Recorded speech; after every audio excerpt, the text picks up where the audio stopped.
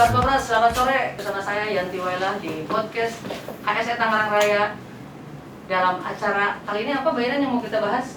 Gas detektor. Gas detektor, apa aja sih gas detektor? Nah, bersama kita sudah hadir rekan-rekan dari Honeywell yang sudah ekspor tentunya di bidang pergasan gas detektor. Tapi kita nggak ada yang mau bawa gas dapur ya. Jadi kita pure ini cuma alatnya buat ngedeteksi gas aja. Oke, untuk mempersingkat waktu, kita lanjutkan untuk kenalan dari, silakan mulai dari sebelah kiri atau sebelah kanan? Saya dulu deh ya kenalan. Silakan. Oke, halo Sobat Ngobras, perkenalkan nama saya Erik dan rekan saya Gary. Kami dari Honeywell Gas Detektor ya. Apa itu Honeywell pertama ya? Mungkin saya bisa kenalan dulu, tak kenal maka tak sayang kan ya? Nah, Saya mau kata cinta. Nah, itu. Dari mata jatuh ke hati. Asik. Diterusin. Oke, jadi kita bicara Honeywell. Honeywell ini perusahaan yang cukup besar ya. Divisi gas detektor adalah hanya sebagian kecil dari bisnis grupnya Honeywell ya. Posisi gas detektor ini berada di bawah Honeywell Industrial Safety. Jadi kita bicara Honeywell mulai dari sepatu sampai helm ya. Gas detektor adalah bagian dari divisi PP-nya ya. Nah, di hari ini kita akan bahas mengenai apa itu gas detektor, regulasinya, jenis-jenis bahaya gas ya, jenis gas detektor. Sampai kami juga membawa beberapa perlengkapan di sini, wireless gas detektor. Kita akan tunjukkan apa itu wireless gas detektor, bagaimana kita melakukan real time monitoring ya lewat website. Jadi kita bicara orang pekerja itu berada di sebuah pabrik ya, dan bosnya ada di luar negeri, bisa ngecek kondisi para pekerja di daerah tersebut bagaimana. Nah, itu akan kita bahas juga di sesi Ngobras hari ini. Jadi Pak Erik hari ini berdua sama Mas Gary. Mas Gary sok memperkenalkan diri dulu. Siap. Halo semuanya Sobat Ngobras, perkenalkan nama saya Gary, saya dari Honeywell juga bersama dengan Pak Erik. Nanti kurang lebih berapa lama durasinya? Mau 5 jam Mau 5 jam juga jadi ya. Kita Pokoknya yang sampai Sobat Ngobras itu jelas sejelas-jelasnya, detil-detilnya Ya, betul. semuanya. Siap. Oke. Ya, jadi gini Pak Erik sama Mas Gary, ini kan sudah bawa peralatan banyak nih. Nah, itu latar belakang kita harus mendeteksi gas itu gunanya apa sih? Ya dong, kan kita sekarang harus ada gas detektor. Nah, itu bahayanya apa aja? Dari regulasi mungkin bisa dijelaskan. Regulasinya, mangga sok. Kalau regulasinya sih sebenarnya kita mengacunya banyak ke OSHA atau ke HCGIH ya. HCGIH kalau bahasa Indonesia namanya. Hesenya kamu kalau Iya, sudah ngomong betul. Jadi kebanyakan memang dipakainya di safety sama di industrial hygiene. Oh, industrial hygiene, siap. Kalau di Indonesia sendiri peraturannya itu biasanya mengacu ke NAB ya, nilai ambang batas, betul. Dari situ, dan setiap gas biasanya mempunyai nilai ambang batas yang beda-beda. Tergantung gasnya. Tergantung jenis gasnya, tergantung lama bekerjanya. Betul. Oh, gitu. Seperti itu. Terus kalau ngomongin latar belakangnya, kenapa sih harus diukur gas? Nah, itu kenapa harus diukur? Kenapa harus diukur? Pertama, gas detektor ini sama kayak helm, sama kayak sepatu, fungsinya sebagai alat pelindung diri. Alat pelindung diri, PPR. Betul. Jadi pengendalian terakhir ya kalau dari Betul. hierarki pengendalian. Betul. Jadi dia itu kenapa sih harus diukur? Karena beberapa gas yang berbahaya dan beracun itu ada yang nggak berbau, ada yang nggak berwarna. Jadi kita nggak bisa mengandalkan hidung untuk mendeteksi Kalau keberadaan gas. maaf ya, kalau Betul. kita buang air, buang angin Buang gas, atau pelatus kan betul. tercium baunya. Tercium, ya, betul. Kalau ini ada gas yang tidak terlihat, tidak tercium, Cium. kayak siluman ya Mbak. Yang kalau Mbak Yanti bilang kayak buang gas gitu, Betul. itu sebenarnya dia gasnya berbahaya, tapi karena kecil jadi konsentrasinya kecil. Betul. Kalau Jadi dari cukup buangan menutup hidung udah lama Betul, ya. betul. Itu sebenarnya kayak klor itu kan gasnya H2S ya, kalau tahu hidrogen sulfid. Iya.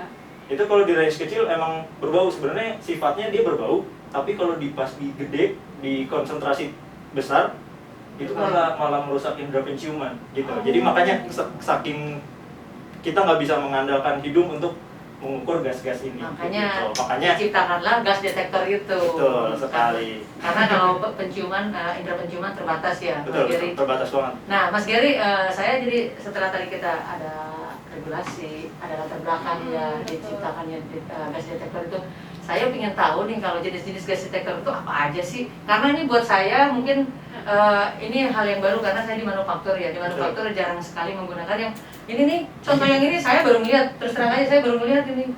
Gede banget. Nggak tahu ini buat apa, nanti Mas Gary atau sama Pak Erik akan diceritakan. Sobat Ngobras jangan kemana-mana, stay tune, tetap di sini.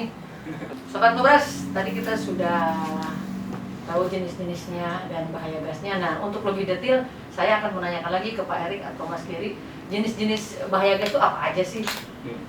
Oke, jadi secara umum jenis bahaya gas itu ada 3 ya. Yang pertama itu gas beracun atau kita sebut toxic gas. Contoh gas beracun itu ada H2S ya, karbon monoksida, karbon dioksida, termasuk VOC atau volatile organic compound. Ya, contoh-contoh jenis VOC itu seperti etanol, metanol, benzen, toluen ya. Kemudian setelah kita bicara toxic gas atau gas beracun, yang kedua adalah gas mudah terbakar. Ya, gas mudah terbakar contohnya seperti metana, ya, LPG, ya, pentan, asetilen, hidrogen, dan jenis gas ataupun VOC itu bisa sifatnya beracun dan juga mudah terbakar. Contohnya, ketika kita bicara H2S dan CO, dia beracun, tapi pada konsentrasi tertentu dia juga bisa terbakar.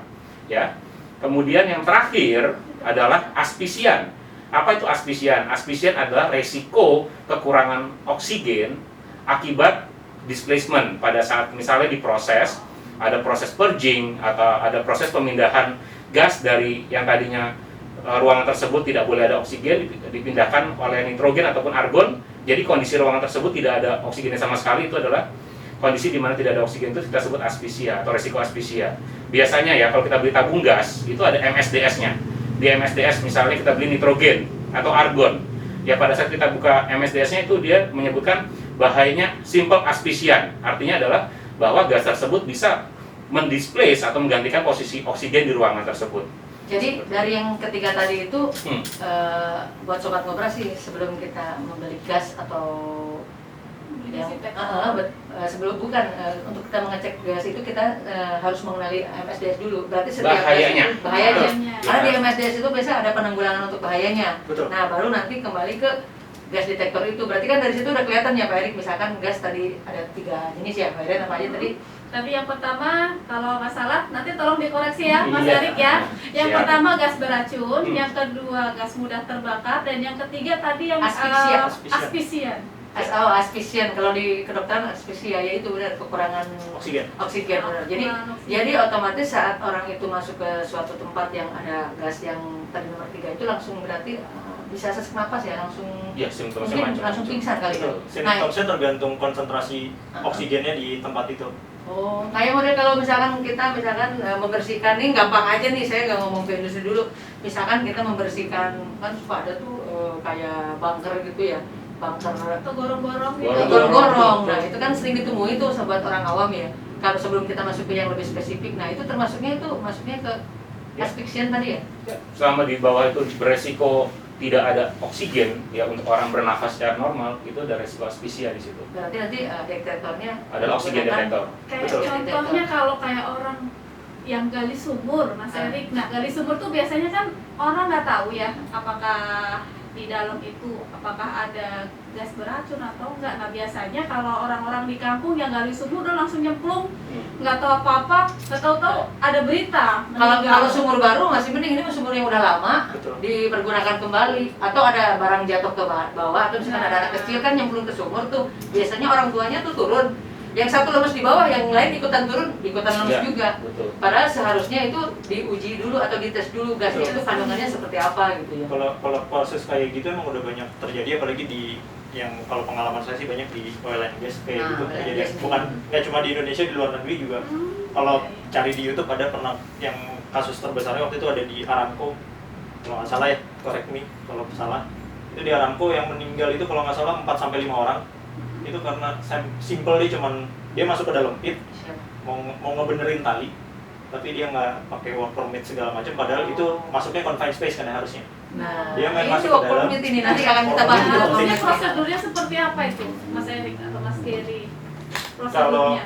Prosedurnya sebenarnya kalau untuk di kalau di industri ya, kita bahasnya kalau di rumah sih sebenarnya nggak ada prosedur ya, tinggal masuk aja. Betul. Tapi kalau di Idealnya. idealnya itu sebelum masuk sebenarnya memang harus kita cek kadar gas di dalam itu apa. Betul. Yang kita takutin pertama memang takut kekurangan oksigen pasti. Betul. Kedua, ada gas beracun nggak di dalam situ. Betul. Kalau yang kita belajar dari case di Aramco itu ada gas H2S di dalam. Jadi orang nggak tahu masuk satu pingsan, temannya di atas ngelihat, oh ada yang pingsan, pasti pengennya nolongin. Betul, itu Pengennya biasa. nolongin tuh. Kalau saya boleh tambahin kalau orang ya. Indonesia itu langsung tergerak hati Betul, untuk betul. nolongin. Kebanyakan korban itu yang paling banyak adalah yang nolongin. Betul. Betul. Rescuernya yang jadi korban. Rescuer. Ya, Betul. korban cuma satu, tapi yang meninggal jadi banyak. Bisa lima, Karena betul, yang karena rasa ingin menolong dan mereka tidak tahu bahwa kandungan gasnya itu beracun karena tidak terlihat, tidak Tidak berbau. berbau dan tidak ada bentuknya. Iya, Iya, nggak ada Betul. bentuknya gas. Iya kan menangkap juga terus susah gas. makhluk halus. Makhluk halus, gas itu benar. Makanya diciptakanlah gas detektor biar makhluk halusnya bisa ketangkep. Wah, betul sekali. Sama-sama kayak Iya. makhluk halus lah. Iya, sekarang Ngomong gas detektor nih, jenis-jenisnya apa aja sih Mas Erik? tadi kan udah ada yang tiga tuh. Dari tiga itu masih ada lagi nggak jenis gas? Dari Jenis tiga. gasnya sebenarnya yang terbesar sih 3 itu sih. Tiga itu Ya. secara garis besar Secara ya. garis besar itu. Ya. Nah kalau gas Detektor. rumah tangga, Oh, gas rumah tangga termasuknya jenis apa tuh? Flammable Flammable termasuk. masuknya. Ya kan apa namanya? Tabung gas itu kan isinya butan ya. Ya, Kalau nggak salah LPG itu isinya butan, Dan dia tercium sih. dia tercium bau. Kalau di restoran sih dia pasang, tapi kalau di rumahan sih harusnya sekarang juga udah ada banyak kok yang murah-murah kalau untuk di rumahan ya. Oh, ada juga. Ada banyak Ada yang juga, jual. oh, Ya. gitu. Cuman kalau ada produk Honeywell juga, ada produk lain juga. Jadi kalau misalkan Murah-murah. nih ada nih rekan sobat ngobras nih pengen beli nih gas detektor nih ke Honeywell bisa ngubungin kemana nih? Oke, bisa ke saya ya. Alamatnya coba alamat websitenya biar gampang. Pertama, Catat. websitenya Honeywell untuk produk gas detektor ada di safety.honeywell.com. Ya, di situ kita bisa lihat semua perlengkapan atau peralatan alat keselamatan kerja dari Honeywell, mulai dari sepatu sampai helm, dan juga ada gas detektor di situ. Ya, dan gas detektor itu pun ada banyak jenisnya ya. Jadi nanti mungkin di sesi selanjutnya kita bahas. Jadi ada safety.honeywell.com atau bisa juga ke saya atau ke Mbak Iren, nanti Ya, kita dimediasi. siap. Jadi jangan ragu-ragu sobat ngobras kalau misalkan nanti setelah kita selesai live IG ada penasaran pengen berkonsultasi dengan Pak Erik atau Mas Gerik, gampang kok. Nanti tinggal hubungi ke saya, bener nggak? Apa label tuh kapan aja ke saya. Pokoknya siap membantu, siap melayani. Betul. Dari dari safety.honeywell.com. Jangan lupa Honeywell.com. dicatat, jangan lupa. Gimana Mbak Iren? Ada lagi yang mau ditanyakan mengenai jenis-jenis bahaya gas yang tidak macam tadi? Tadi sih udah cukup jelas untuk yang jenis-jenis bahaya gas. Mungkin Jenis-jenis gasnya, nah jadi bahayanya nih, misalkan kalau misalkan tadi nomor 1 ada bahaya yang Beracun. beracun. Nah yang beracun coba, yang paling fatal yang pernah ditemui apa nih? Yang Ini Ger, yang di rumah tangga nih ya. Ini Ah, paling gampang kan. Ya. Jadi Yang paling- kejadian nyata nih, kejadian nyata salah satu teman nginep di villa Siapa? di Bogor, ya rame-rame. Nih. Ini real ini ceritanya. Satu villa, ya. Yang pada suka nginep di villa, Ah, dengerin ya, hati-hati, dengerin. hati-hati. Dan kebetulan pasangan muda nih Ya. ya. Nah, Ayo pasangannya harus beda nih. muda di villa, ya isinya 3 kamar, Iya. ya. Nah ada master bedroom, ada kamar mandi yang bareng-bareng lah gitu ya, yang sharing. Nah itu ada pemanas airnya, Oh, Water water heater. water heater. Nah water heaternya pakai gas. Sekarang ya banyak yang pakai gas. Betul, ke water heaternya pakai gas. Nah kebetulan kita orang lagi pada di depan, dia mandilah si pasangan muda ini nih di dalam kamar mandi berdua Ini gitu cerita kan. nyata bukan? Iya, kisah orang. nyata. Nah tapi nggak keluar-keluar, kan kita bingung. Lama amat ya. Lama amat ini mandi gitu kan. Akhirnya Ya kita gedor, nggak ada suara. Suara.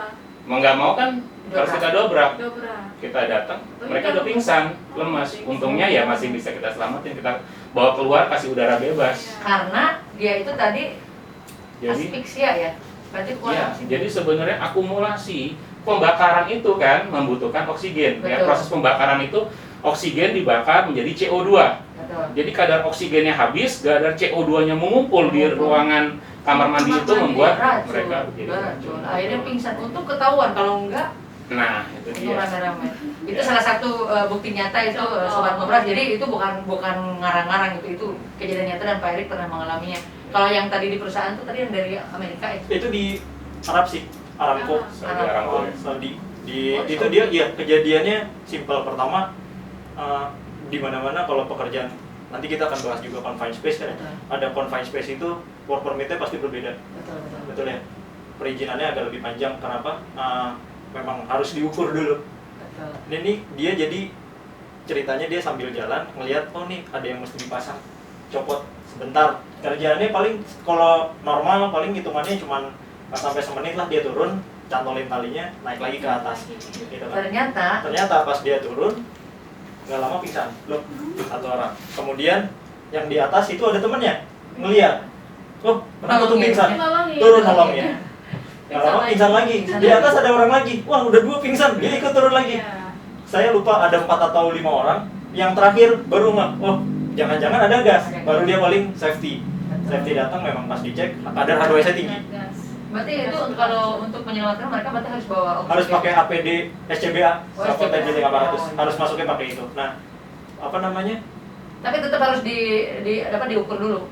Pada saat kondisi kayak gitu, ada emergency, jadi HSE udah tahu Iya. itu pasti ada gas, jadi mereka langsung pakai SCBA, langsung di apa namanya? Dan kalau rescue pun harus aja. menggunakan PP yang proper. Betul. Nah, betul. Tapi memang sih biasa ada work permit-nya sih Betul, kalau betul. untuk confined space gitu ya. Iya, jahatnya si gas toksik itu kan apa?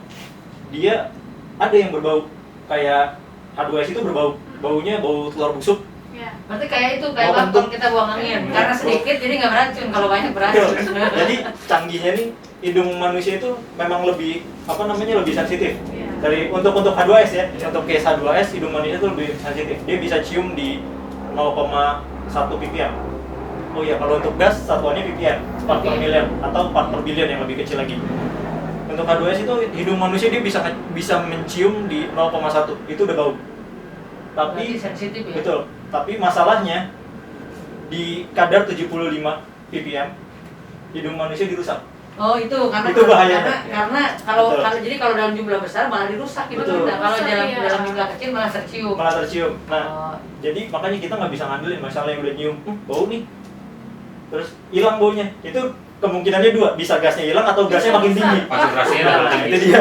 Jadi memang kita nggak bisa mengandalkan hidung banget. Pertama itu. Kedua, kalau case yang banyak juga ditemuin di umum, orang tidur di mobil.